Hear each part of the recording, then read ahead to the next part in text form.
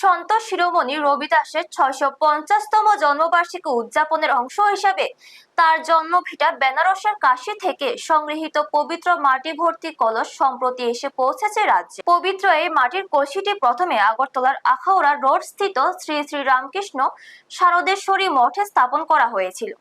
আজ এক ভাবগম্ভীর পরিবেশের মধ্য দিয়ে মুখ্যমন্ত্রী ডক্টর মানিক সাহা মঠ প্রাঙ্গণ থেকে সেই পবিত্র মাটি ভারতীয় জনতা পার্টি জেলা সভাপতিদের হাতে আনুষ্ঠানিকভাবে তুলে দেন। এই উপলক্ষকে কেন্দ্র করে শ্রী শ্রী রামকৃষ্ণ শারদেশ্বরী মঠ প্রাঙ্গণে এক বিশেষ ধর্মীয় ও সামাজিক অনুষ্ঠানের আয়োজন করা হয়। আয়োজনের মধ্যে অন্যতম আকর্ষণ ছিল শ্রী শ্রীরূপী শিব রুদ্রাভিষেক ও শিব মহাযজ্ঞ।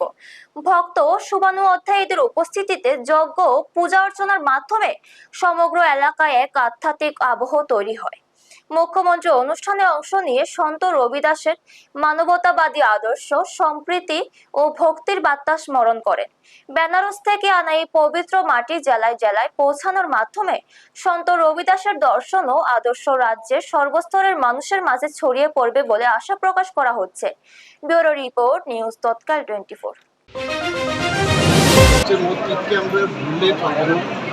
আমরা বিরাসত চাই এবং উন্নতিও চাই, মডার্নাইজেশনও চাই, কিন্তু যারা এত সুন্দর কাজ করেছেন আজকে উনি বারবার ওনার সম্পর্কে আজকে আমরা যদি কথা বলি, ওনার যে জন্ম আমরা সবাই জানি যে তৎকালীন সময়ে ওনার যারা চর্ম ব্যবসায় জড়িত ছিল, চর্ম কাজে যুক্ত ছিল, ওই ফ্যামিলির মধ্যে ওনার চর্মকার হিসাবে উনি জন্মগ্রহণ করেছিলেন।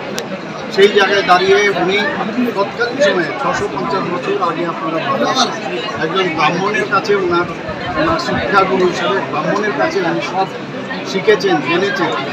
এবং পরবর্তী সময়ে আমরা দেখলাম, তৎকালীন সময়ে আমরা কি দেখতাম যে উচ্চবর্ণের যারা আছেন, নিম্নবর্গের যারা ছিল তাদের সাথে কথা বলতে অচ্ছুত হিসাবে ব্যবহার করতেন।